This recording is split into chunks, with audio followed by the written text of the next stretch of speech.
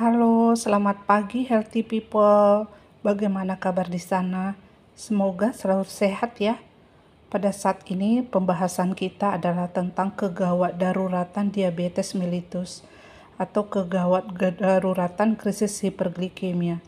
Berdasarkan Perkeni 2015, krisis hiperglikemia terdiri dari ketoasidosis diabetikum, yaitu suatu kondisi komplikasi akut diabetes yang ditandai dengan kadar gula darah yang tinggi 300 sampai 600 disertai tanda dan gejala asidosis dan plasma keton positif kuat. Krisis hiperglikemia yang lain adalah status hiperglikemi hiperosmolar (SHA), suatu keadaan di mana terjadi peningkatan gula darah sangat tinggi 600 sampai 1200 tanpa tanda dan gejala asidosis. Osmolaritas plasma sangat meningkat 330 sampai 380, plasma ketonnya bisa positif bisa negatif, anion gap normal atau sedikit meningkat. Nah, tanda dan gejalanya pada awal biasanya ada poliuri, polidipsi, kelelahan, kram otot, flash facial appearance. Kalau sudah lanjut gejalanya berat badan turun, ada mual muntah, ada nyeri perut, dehidrasi, napasnya asidosis, terjadi suatu hipotensi, terjadi suatu syok, terjadi suatu gangguan kesadaran, bahkan sampai koma. Biasanya pada pemeriksaan penunjang akan kita temukan gula darahnya itu lebih dari 250.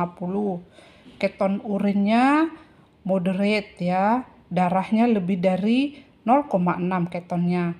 Osmolalitasnya meningkat, pada elektrolit natrium dan klorida rendah atau normal, kaliumnya rendah bisa normal dan meningkat. HCO3-nya rendah. Anion gap lebih dari 10 mild, yang lebih dari 12 itu moderate to severe. Pada AGD, pH-nya kurang dari 7,3, HCO3 kurang dari 15, pH-nya kurang dari 7, HCO3-nya kurang dari 10 yang severe. Terus apa tata laksananya penanganannya? Yaitu pada kegawat daruratan diabetes yang kita lakukan adalah suatu rehidrasi. Kita atasi syoknya. Atasi syok dengan bolus salin, infus NS. Kecepatan bergantung pada status klinis, usia, dan fungsi ginjal. Normal salin 0,9 di resusitasi awal. Glukos atau larutan salin saat gula darah sekitar 250.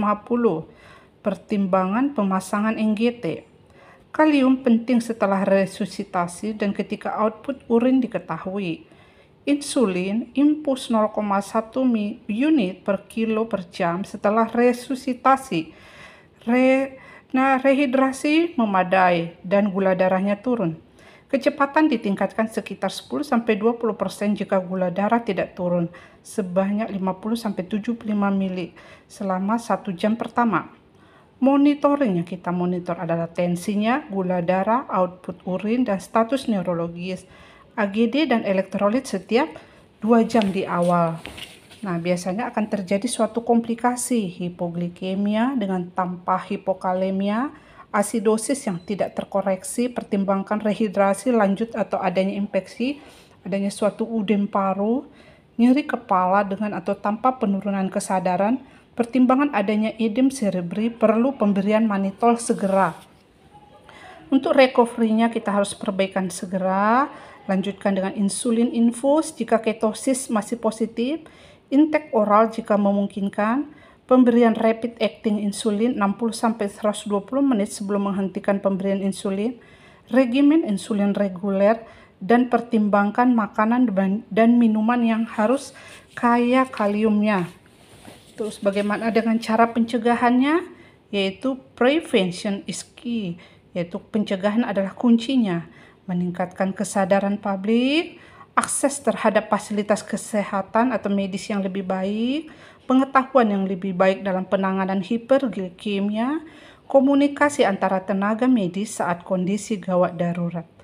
Oleh karena itu, pada kasus gawat darurat diabetes, kita harus segera mencek berapa kadar gula darahnya untuk segera penanganannya untuk pemberian rehidrasi dan insulin. Semoga selalu sehat. Jangan lupa check up atau kontrol ke dokter.